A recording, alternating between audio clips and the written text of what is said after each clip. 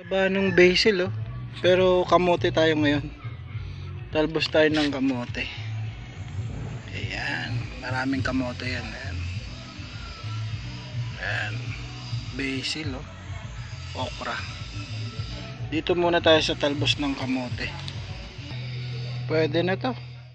Nakuha na tayo ng kamote. So, lagyan natin ng kuha naman tayo ng siling haba. Pitit na sili. Ang dami oh. Kuha naman tayo ng kalamansi. Ayan. Kalamansi.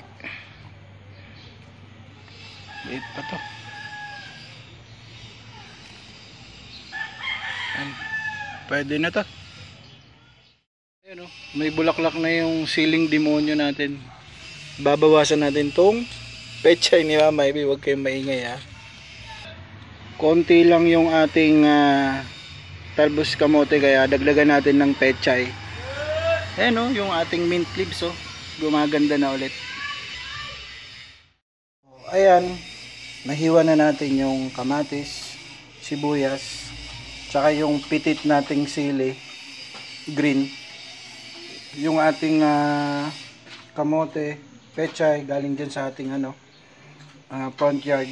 And ating calamansi juice, mga 20 pieces yan.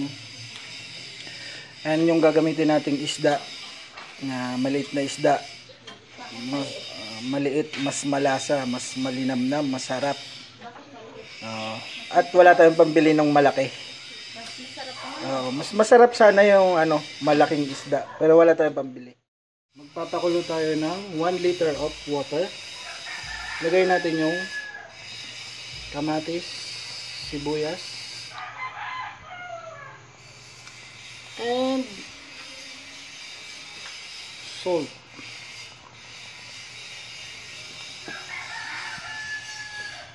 And cover natin yan. Antayin natin kumulo at lumambot yung kamatis. Mas masarap sana maraming kamatis, kaya lang isa lang, lahat nagmamahal na. Sibuyas, kamatis, mahal na. Ako na lang yung di nagmamahal. So, antayin nating lumambot yan. Ayan, kulong-kulo na.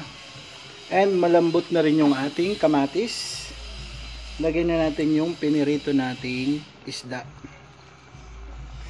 Ayan. Konti lang. Kasi masarap din to sa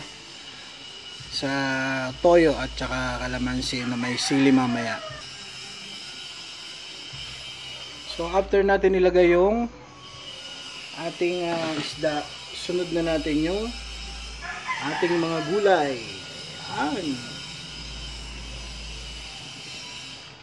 Ayan. Fresh from my front yard. Ayan. Dami ah. Ayan, healthy living tayo. Ayan. Siling haba natin. And takpan natin.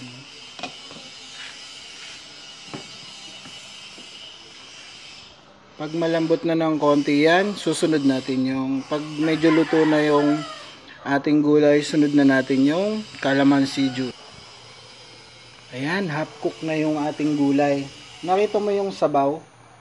Medyo clear siya, no? Once na nilagay natin itong calamansi juice, pupula yan.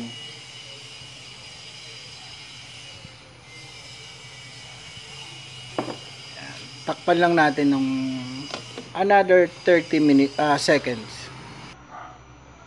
Ayan o, nakita nyo yung sabaw o. Nag pinkish red na siya o. Ayan, sarap nyan.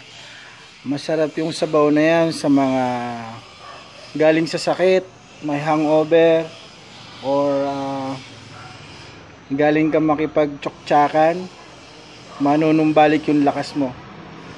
Nagbibigay sa ito ng lakas. Ayan, luto na yung ating gulay, so patayin na natin. Ayan, tikman na natin yung ating sinigang Bicol version. It's called in Bicol cocido. So masarap to, lalo na pag may hangover ka. Sarap, tamang tama yung asim, na galing sa kalamansi natin, and yung ating kamote leaves.